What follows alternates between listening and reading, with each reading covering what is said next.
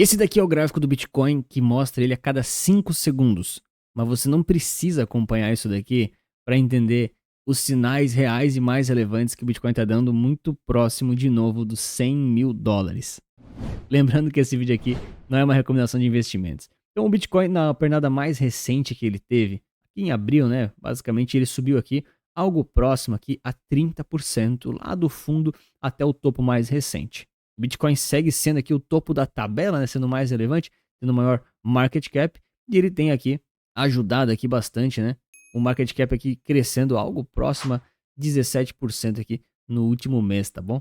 Uma outra questão muito importante e relevante é a questão da dominância do Bitcoin, que está algo aqui muito próximo a 65%. Tá? Historicamente falando, é uma dominância muito, muito alta, tá certo? Ah, Anthony, já foi maior no passado. Sim, já foi maior.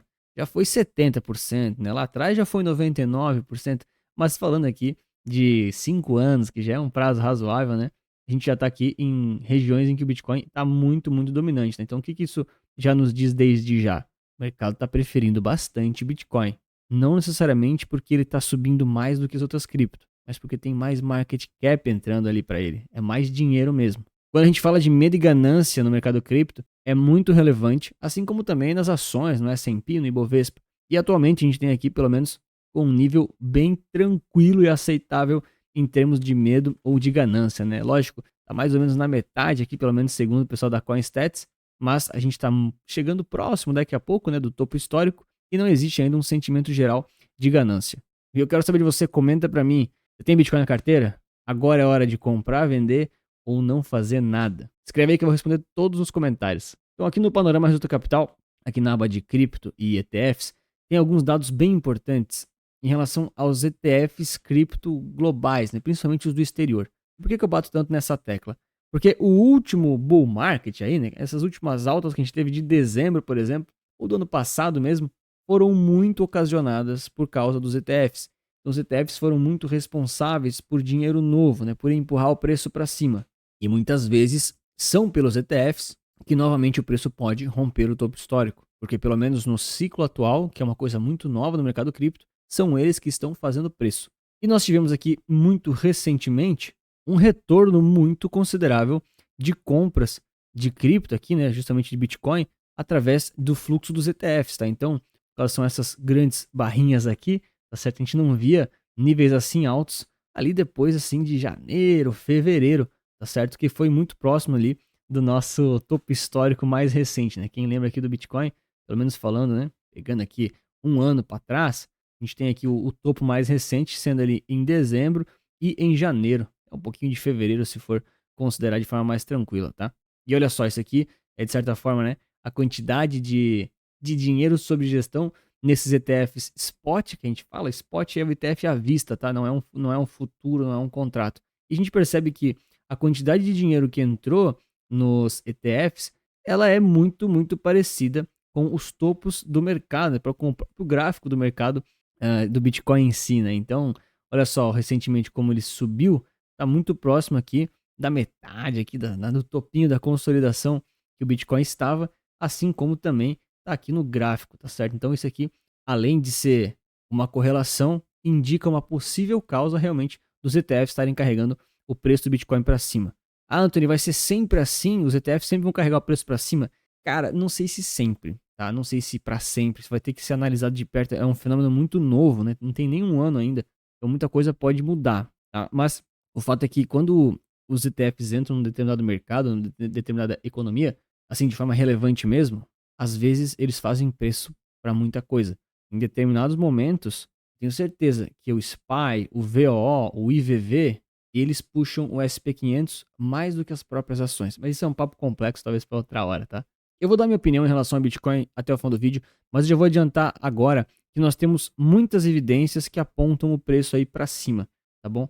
Eu vou dar o meu pitaco, um pouquinho do meu achismo lá no final, mas o fato é que a gente não tem um cenário completamente eufórico de fim de ciclo como a gente tinha justamente aqui nessa segunda pernada de alta, tá? Além desses fatores ali dos ETFs, que são muito relevantes, que eles retomaram a compra, e claro, eles precisam continuar comprando ao longo dos próximos dias e semanas, né? Mas considerando que eles já estão comprando e seguem levando o preço, Nós também temos aqui o fato da volatilidade não estar tão alta assim. Por quê? Quando a volatilidade está muito alta ou muito baixa, com uma queda muito abrupta, o mercado pode estar fazendo ali algum tipo de topo, algum tipo de fundo. Mais importante do que isso, ele pode estar sinalizando uma grande mudança direcional em breve, porque a volatilidade ela é como uma mola. Você comprime ela e ela se expande. Você comprime e ela se expande. Claro que você nunca sabe exatamente quando ela vai fazer isso, você não precisa se preocupar com isso, mas essa é a dinâmica do mercado, né? Por isso que a gente vê aquelas ondas do mercado, né? Justamente aqui por conta dessa dinâmica que é como o mercado funciona. Ele vai lá e depois ele para um pouquinho, ele cai, daí para um pouquinho, sobe, sobe, vai. E assim ele vai funcionando através da volatilidade, oferta e demanda, né? Então, como a gente não está aqui numa movimentação extrema aqui da volatilidade, significa que nós ainda não temos aí uma indicação, né, considerando apenas esse fator, que é o fim do ciclo, que ele vai rapidamente mudar de lado, tá? Ele pode mudar de lado, ele pode cair. Cara, eu tô fazendo esse vídeo aqui, ó, 9h30 da noite. Até amanhã de manhã que eu vou postar, ele pode cair, tá? Mas aí talvez não é pela volatilidade, são por outras razões. Naturalmente, você não precisa procurar todas as razões do mundo, né? Você tem que olhar as principais e saber se expor, né? Um outro motivo que é um pouco mais tranquilo, pelo menos na questão ali da euforia do público comum, do público convencional, é que a questão aqui do Google Search, né? A quantidade de pessoas interessadas e procurando comprar Bitcoin. Todo mundo quer comprar quando tá na mídia, quando tá todo mundo falando, quando já subiu muito, né? Por exemplo, se o Bitcoin for a $120 mil agora, nessa pernada recente, agora na metade de 2025, por exemplo, o que vai ter de gente procurando para comprar é muita gente, entendeu? Mas as pessoas tiveram a oportunidade de comprar super recentemente, né? Nos $75 mil, agora nos 96, mas muita gente vai deixar para comprar lá nos 120, 130, porque muitas vezes já até rompeu o topo histórico, você podia ter comprado em qualquer oportunidade antes, mas você vai querer pagar o preço mais caro. Infelizmente é como a maioria do mercado funciona, né? O público convencional, vamos dizer assim, e você não precisa fazer parte disso. Então é sempre bom comprar e se expor, principalmente se você for comprar uma fatia maior ou fazer rebalanceamento, quando as pesquisas aqui estão embaixo, quando o mercado está um pouco menos falado, né? Apesar de que agora ele até já está sendo um pouquinho mais comentado, mas ainda está bem aceitável. Olha, considere deixar o like, se inscrever no canal, que me ajuda muito e não te custa nada. Quando a gente avalia aqui o Bitcoin junto com o S&P, eles têm uma certa correlação, tá? Apesar de eles serem coisas muito diferentes, eles acabam tendo aí uma certa correlação, porque é como o mercado ele encara, tá bom? Até fiz um vídeo falando sobre essas correlações todas, você pode dar uma olhadinha, né? Mas o que eu quero falar muito é dessa movimentação recente, né? Desde o topo aqui do Bitcoin, mais ou menos em janeiro aqui de 2025, olha só. Ele e o S&P tiveram aqui algumas movimentações que estavam juntas, depois estava separado, estava junto, estava separado. E muitas vezes o Bitcoin pode estar sinalizando que ele está se descolando do S&P por conta também de talvez estarem buscando ele como proteção, como reserva de valor, tá? Essa é uma teoria bem longa, mas só para vocês entenderem, né? Aqui o S&P, por exemplo, ele ficou de lado, até subiu um pouquinho enquanto o Bitcoin caiu aqui de fevereiro até março, mais ou menos. Depois, olha só, desse ponto aqui, eles caíram juntos, tá? Ambos caíram e fizeram um fundo aqui juntos, tá certo? Vou colocar aqui um pouquinho menor, né? Então, caíram juntos, né? O Bitcoin até teve olha só, até teve aquela volatilidadezinha maior, mas eles fizeram um fundo novamente aqui juntos, a metade de março aqui, né? Daí subiram, ok, correlacionados totalmente, e aí despencaram juntos, né? Novamente fizeram um fundo juntos perfeitamente. Agora, qual que é o ponto mais recente, né? Assim como o S&P, eles subiram correlacionados. Só que o Bitcoin subiu mais do que quando ele caiu, entende? Ou seja, o Bitcoin onde ele já está aqui em níveis, né, mais ou menos, aqui de março, daquela grande correção, até mesmo de fevereiro, né, antes quando ele estava mais de lado. Já o S&P, onde ele está, olha aqui, ó, o SPY, ele ainda está em níveis muito para trás aqui, ele não recuperou toda a queda recente. Tá? Então por isso que a gente diz que o Bitcoin está um pouco descolado do S&P, ele está subindo mais do que o S&P. Ah, Antônio, isso é um sinal de que agora ele vai disparar e é isso e acabou? Não, não é. Isso aqui é só o que está acontecendo, tá bom? Mas isso pode sinalizar, de certa forma, a busca aí um pouco pelo Bitcoin como segurança e não ficar tão exposto como em ações, né, que também são ativos de um certo risco, né? De novo, são classes diferentes, essa discussão é bem longa, mas aqui a correlação ela foi perdida. E quando você olha aqui bem para o longo prazo, eles têm sim correlação, tá certo? Eles tendem aqui a fazer topos e fundos em momentos parecidos da história. Eu tenho um vídeo completo explicando isso aqui e questionando aí se o Bitcoin realmente está valendo aí o padrão ouro como reserva de valor. Eu vou deixar recomendado no final, é mais fácil para você achar depois. Agora vamos lá, né? O que você acha que vai acontecer? Bitcoin realmente está vindo para romper aí os 100 mil dólares, voltar lá para os 107, 110, romper tudo e ir embora? Eu tenho que tomar cuidado com essas análises quando eu falo isso aqui, porque eu não gosto de traçar cenários unilaterais, né, unidirecionais, tá? Por quê? Porque, cara, existem aqui sempre os dois lados, tá? É garantido que se eu ficar falando que ele vai aqui fazer qualquer coisa e depois ir lá para cima, é garantido que um dia eu vou errar. Então a gente tem que olhar muito o mercado por cenários, por probabilidades, para a gente não pensar em acertar. A gente tem que pensar em ajustar as expectativas. Por que eu falo isso? Vou dar exemplo aqui das carteiras recomendadas, tá? Eu sou um cara que gosta muito de Bitcoin e exposição a criptoativos é uma coisa que eu acho muito interessante na minha tese de investimentos. Inclusive, se você quiser conhecer um pouco mais das carteiras Resulta Capital, tanto para renda passiva quanto para crescimento de patrimônio, eu tenho o primeiro link aqui na descrição ou nos comentários fixados. Vamos lá, vamos supor então que você quer colocar algum criptoativo na sua carteira. Então, naturalmente, você tem que entender o risco que você está correndo, porque são ativos bem mais voláteis, e você tem que entender que o que ele for fazendo ao longo do tempo não pode quebrar a sua conta, mas também você não pode ficar de fora da festa, vamos dizer assim, né? Afinal, se você já entendeu que o seu ativo faz sentido para você, com o seu risco, né? Você de alguma forma tem que encarteirar ele. Só que é ruim você, por exemplo, encarteirar tudo que pode aqui em cima, se por algum motivo ele cai aqui e, cara, o bear market leva 10 anos para sair. Tá? Então, o que a gente sempre faz para alinhar as nossas expectativas, para ajustar as expectativas e também para se proteger em termos de carteira? Né? Primeiro, existe sim o cenário positivo, o cenário good vibes, né, que a gente fala. Ele pode dar uma corridinha aqui, mas depois ele vai lá, rompe o topo histórico, tá todo mundo feliz, postando vídeo no YouTube, foto no Instagram e comemorando aí que tá tudo no topo histórico. Beleza, vamos torcer por isso, enfim, né? Ok.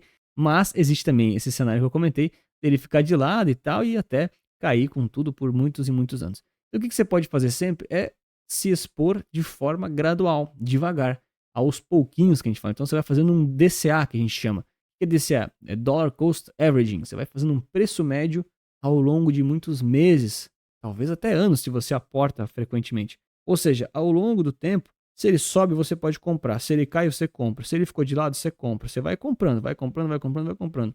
Uma hora, seu preço médio ele vai caindo ou subindo e o preço vai indo embora. E aí você vai continuar comprando e já não vai mais afetar tanto assim o seu preço médio. Tá? Claro que eu resumi aqui o DCA em duas frases, né?